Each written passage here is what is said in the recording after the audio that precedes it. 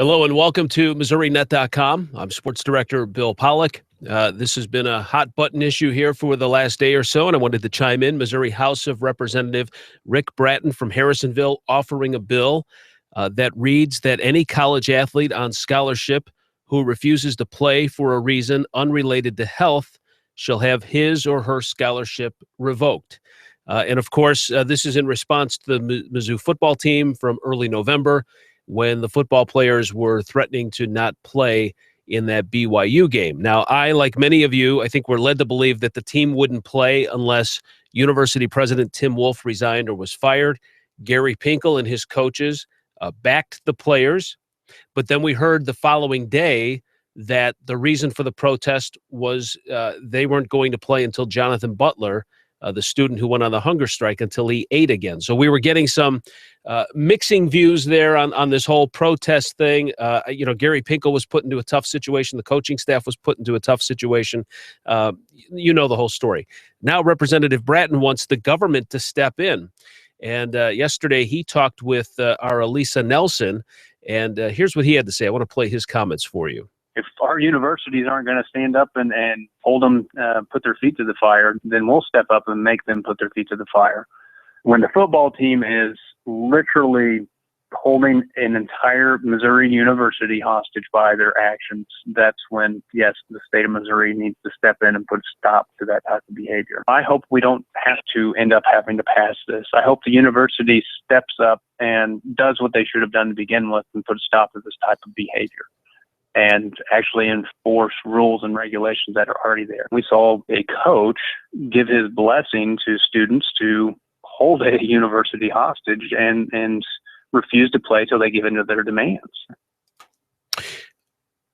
Twice, Bratton said, put a stop to this type of behavior. Now, what type of behavior are we talking about? Freedom of speech, the right to assemble? Listen, whether you and I agree with a protest, this protest, any protest, that really doesn't matter. That any person has the same rights that you or I do. And if they want to protest something, I think they have those rights to do so. But to say to put a stop to this type of behavior, that's what concerns me. Now, I think what Bratton is trying to do with this bill, as I try to look at both sides of this, is you want to stop the nonsensical protest. Because when this happened, all of us said, boy, where does this stop? Is there another university that will protest? Will their players protest? Where does it stop? How big will it get? Athletic Director Mack Rhodes said that this was an extraordinary situation and doesn't think that this will be something that happens on a regular occurrence.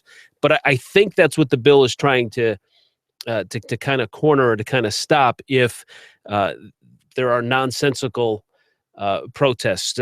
Players don't like the color of their uniforms, or they don't like the team name. They don't want to be called the Tigers anymore. Those to me would seem to be nonsensical. But again, players do have a right to protest something if they don't feel that it's right. And I think that's just our right as people. Now, those would be nonsensical. All right. That's an extreme.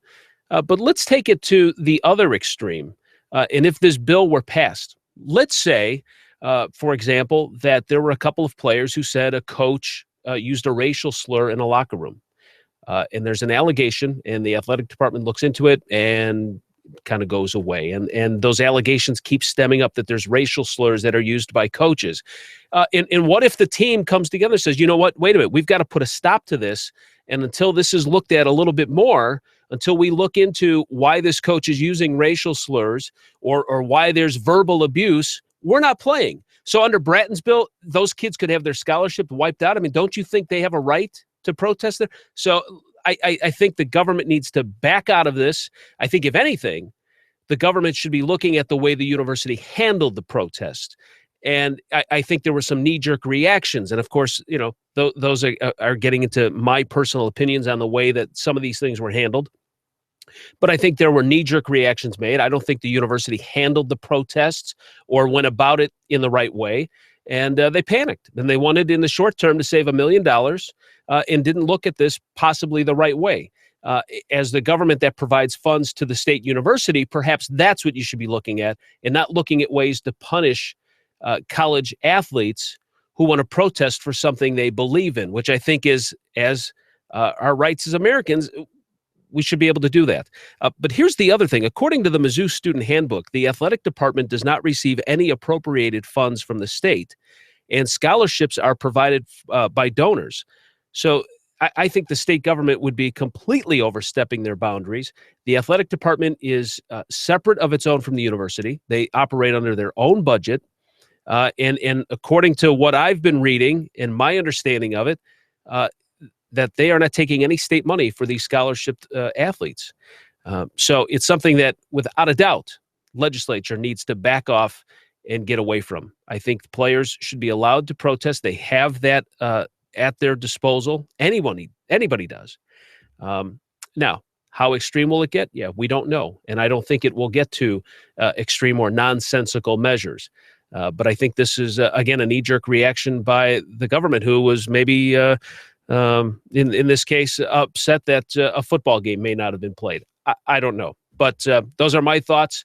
You can share yours as well at MissouriNet.com. Underneath my video in this article, I've got a section where you can comment as well. And you can always hit me up on Twitter at Missouri Sports and let me know what you think. Thanks for listening. Thanks for watching. And we'll talk to you again soon here at MissouriNet.com. Have a great day.